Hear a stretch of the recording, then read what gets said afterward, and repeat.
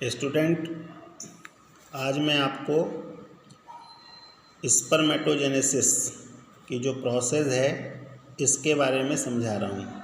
ठीक है, देखो स्पर्मेटोजेनेसिस जो है इसका मीन्स होता है शुक्राणु जनन।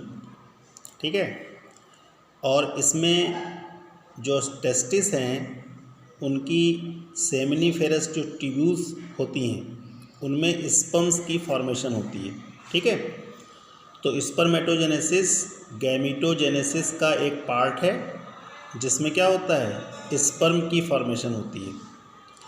अब देखो, अगर हम टेस्टिस की बात करते हैं तो टेस्टिस में जो आउटर लाइनिंग है, आउटर मोस्ट जो सेल्स हैं वो जर्माइनल एपिथेलियम की बनी होती हैं। ठीक है, और वो जो जर्माइनल एपिथेलियम है उसमें से सम सेल्स, कुछ कोशिकाएं, ठीक है, लार्ज साइज़ की होती हैं और उनका जो प्रोटोप्लाज्म होता है वो ग्रैनुलर होता है।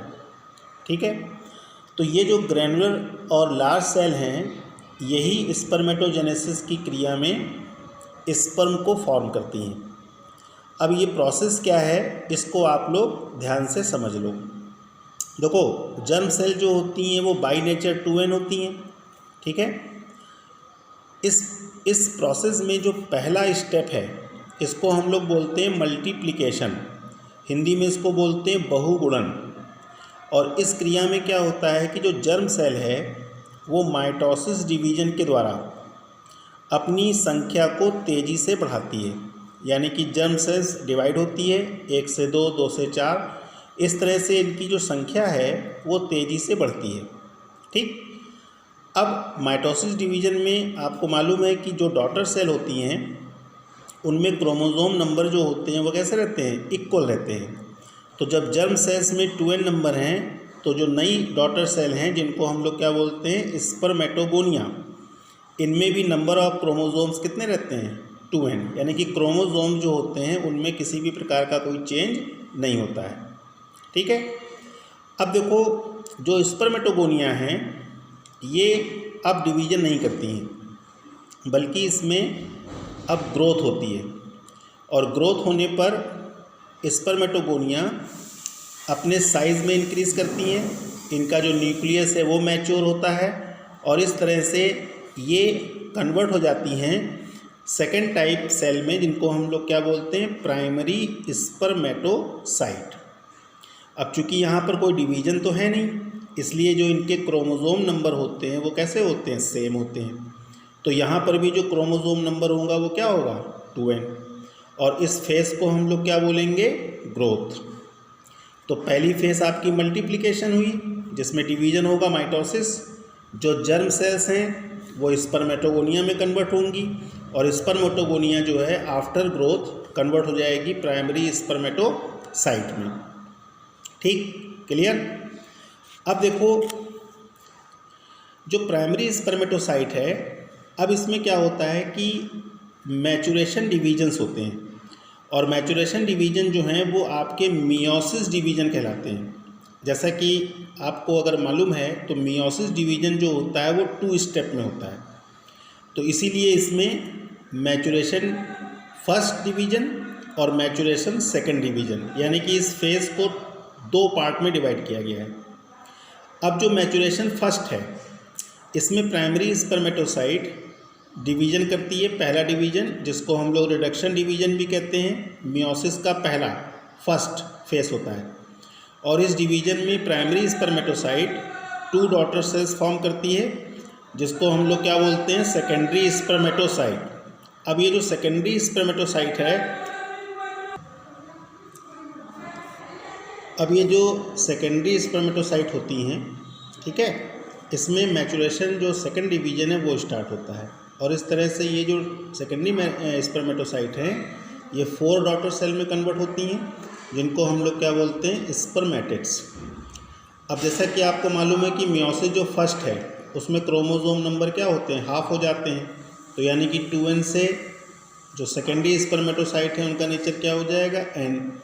और सेकेंड डिवीज़न चूँकि माइटोसिस के सिमिलर होता है इसलिए स्पर्मेटोसाइट से क्या बनेंगी, स्पर्मेटिड्स, जिसमें बाई नेचर क्या होगा, n।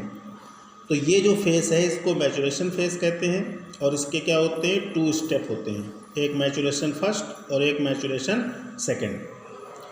अब देखिए लास्ट में जो स्पर्मेटिड्स होती हैं इनमें मेटामॉर्फोसिस होता है, और मेटामॉर्फोसिस जो है इसको हम लोग, मेटामॉर्फोसिस जो है ये आपका स्पर्मियोजेनेसिस भी कहलाता है। और इस प्रोसेस में क्या होता है कि ये जो स्पर्मेटिड्स हैं इनका एक्सटर्नली और इंटरनली दोनों तरफ चेंजेस होते हैं। इसमें एक इलोंगेटेड फॉर्म में स्पर्मेटोजोआ और स्पर्म्स इसकी फॉर्मेशन होती है। अब यहाँ पर अगर हम स्पर्म की बात करते हैं तो स्पर्म का जो पहला पार्ट है वो हेड कहलाता है। इसमें न्यूक्लियस होता है और जितने भी आपके ऑर्गेनल्स होते हैं वो प्रेजेंट होते हैं। इसके अप साइड पर एक नुकीला और एक कोनिकल स्ट्रक्चर फॉर्म होता है जो एक्रोसोम कहलाता है। इसकी फॉर्मेशन गोल्जी एपरेटस के द्वारा होती है। तो स्पर्मेटिड्स की जो गोल्जी बॉडीज़ होती हैं वो एक्रोसोम्स को क्या करती हैं, फॉर्म करती हैं। इसका जो नेक रीजन होता है वो माइटोकॉन्ड्रिया रिच होता है, यानी कि यहाँ पर माइटोकॉन्ड्रिया के जो नंबर होते हैं वो क्या होते हैं, बहुत ज़्यादा होते हैं। एंड लास्ट में क्या होती है, टेल। तो इस तरह से स्पर्मेटिड्स जो है इसका कन्वर्जन हो जाता है स्पर्म्स में, और ये जो प्रोसेस है इसको हम लोग मेटामॉर्फोसिस या फिर क्या बोलते हैं, स्पर्मियोजेनेसिस। तो इस तरह से आप देख सकते हैं कि अगर हम जर्म सेल्स की बात करते हैं तो जर्म सेल्स मल्टीप्लिकेशन, फिर ग्रोथ, फिर मैचुरेशन डिवीजन और लास्ट में स्पर्मियोजेनेसिस, इन 4 फेज के बाद कन्वर्ट हो जाती है किसमें, स्पर्म्स में। तो ये पूरी प्रोसेस जो है वो आपकी क्या कहलाती है, स्पर्मेटोजेनेसिस। अब देखो लास्ट में जो ये स्पर्म्स हैं, अब ये टेस्टिस में जो सर्टोली सेल्स होती हैं उनसे ये न्यूट्रिशन लेते हैं, और न्यूट्रिशन लेने पर ये क्या होते हैं, मैच्योर होते हैं। तो स्पर्म का मैचुरेशन जो है वो आपका कहलाता है स्पर्मिएशन। तो यहाँ पर स्पर्मियोजेनेसिस जो है वो स्पर्मेटिड से स्पर्म के बनने की प्रोसेस है, और स्पर्म का जो मैचुरेशन है वो कहलाता है स्पर्मिएशन। और ये स्पर्मिएशन जो होता है वो लास्ट स्टेज पे होता है। इसके बाद जो स्पर्म्स होते हैं वो क्या होते हैं, इस सेमिनिफेरस ट्यूब्यूल से डिस्चार्ज हो जाते हैं, राइट। तो इस तरह से अगर आप ध्यान से इसको देखें तो ये आपका पूरा एक प्रोसेस है, और इस प्रोसेस में आपका पूरा एक स्पर्मेटोजेनेसिस जो है उसको समझाया गया है, ठीक है। इसको ध्यान से आप समझ लीजिए। इसमें बहुत सारे क्वेश्चंस भी बनते हैं, इसमें नीट से रिलेटेड क्वेश्चन भी पूछे जाते हैं जिसको हम आपको आगे देंगे, ठीक है, ओके।